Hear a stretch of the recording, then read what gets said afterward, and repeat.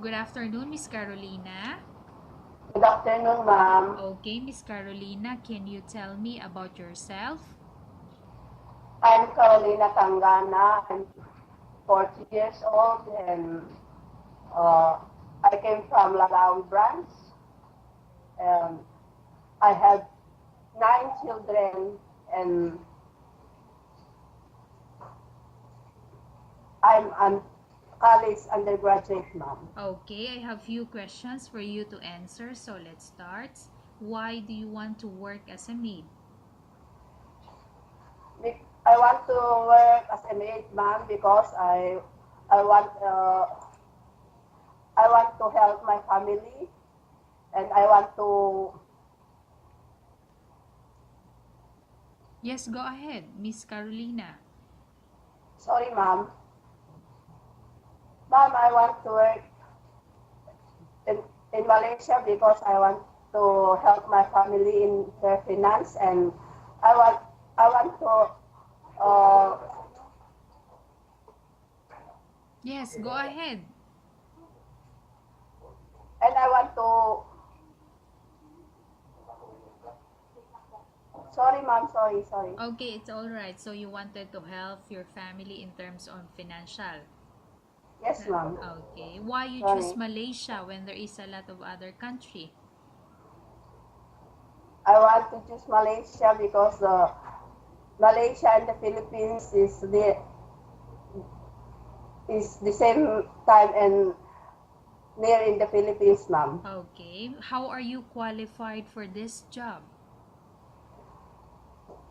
Ma'am, I'm qualified for this job because I'm hardworking, I'm honest person, and I'm honest person and respectful person, ma'am. Okay. May I know what is your education level is? I'm college undergraduate, ma'am. What is your recent working experience? Um, Ma'am, cooking, ironing, laundering, and etc., ma'am. Okay. So you mean you have experience? Where did you have this experience? Is it working with other people or working at home? I'm working in other people, ma'am. Okay. Whose employer or person or people is this? I'm working in my principal, ma'am, Okay. before. Okay. So you work there as a housemaid. Yes, ma'am. Okay. Have you worked abroad before? No, ma'am. Do you have experience of taking care of baby? No, ma'am. Do you have experience of taking care of baby, Miss Carolina? Yes, ma'am. Mm-hmm.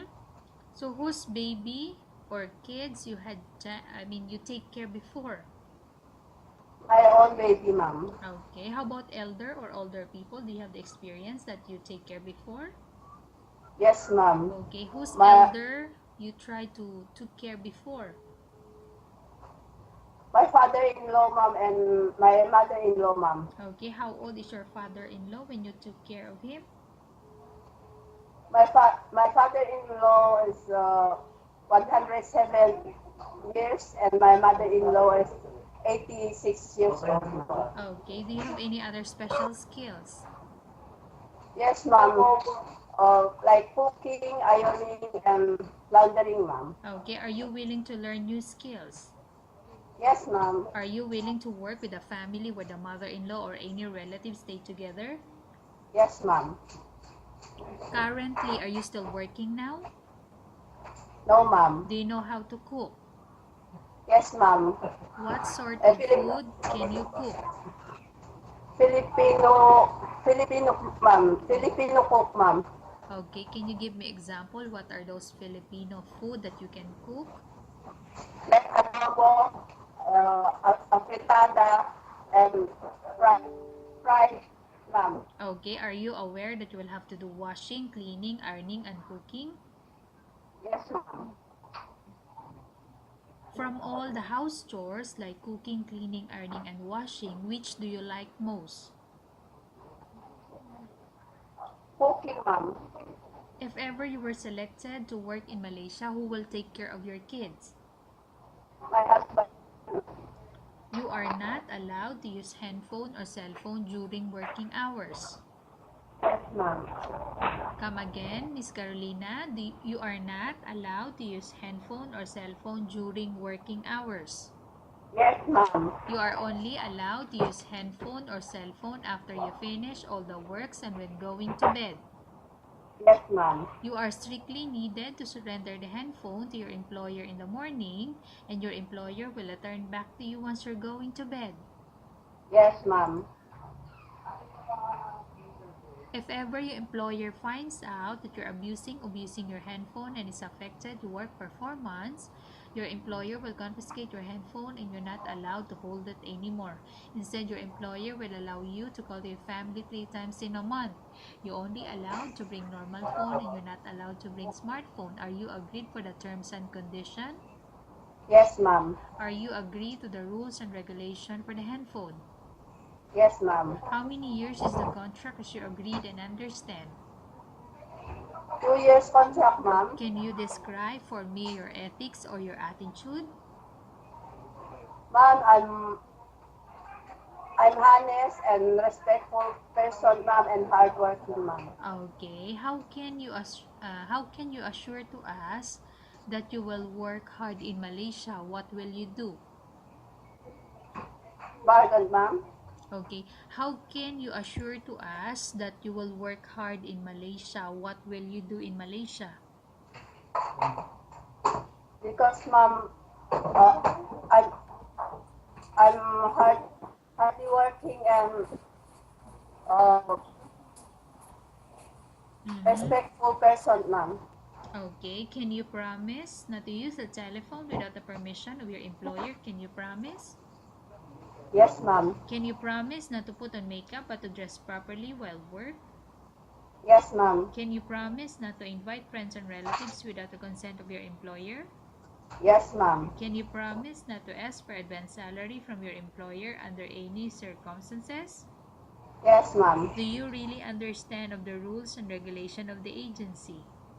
Yes, ma'am. Do you pay any placement fee for you to come to Malaysia to work as a maid? No, ma'am. Do you have any history of sickness, example breast cancer or any other illness? No, ma'am. Do you suffer from any skin diseases, allergy or physical defect? No, ma'am. Have you suffered from any serious illness? No, ma'am. Do you smoke? No, ma'am. Do you have any tattoo in your body? No, ma'am. Do you take any prohibited drugs before? No, ma'am. Have you undergone any operation or surgery? No, ma'am. Are you medically fit? Are you fit to work? Yes, ma'am. Are you in any medication? No, ma'am. Are you allergic with any food? No, ma'am. Are you prepared to work with an employer of any race? Yes, ma'am. Are you prepared to eat the type of food taken or given by your employer? Yes, ma'am. Are you afraid of being left alone in the house? No, ma'am. Are you afraid of dogs or other pets? No, ma'am. Okay. Can you promise to work according to instruction from your employer? Yes, ma'am. Do you have any immediate family working in Malaysia? No, ma'am. Okay. Miss Carolina, we have finished our question section. Let's go to case study. I have a case study for you and I want you to answer me truthfully. Upon arrival in Malaysia within 6 months, if ever any of your family members pass away, what will you do? Will you continue to work till finish your contract or you will go back? I will finish my contract, ma'am. Okay, tell us about yourself and why do you want to work in Malaysia as domestic helper? I'm Corelina Tanggana, ma'am.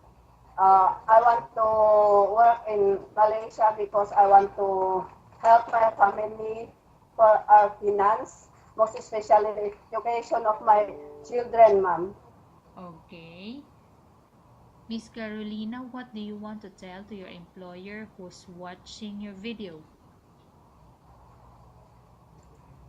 Ma'am, please choose me because I am honest and respectful people and hardworking, ma'am. Okay, thank you very much, Miss Carolina. We will update your agency if there's any selection made by the employer. Yes, ma'am.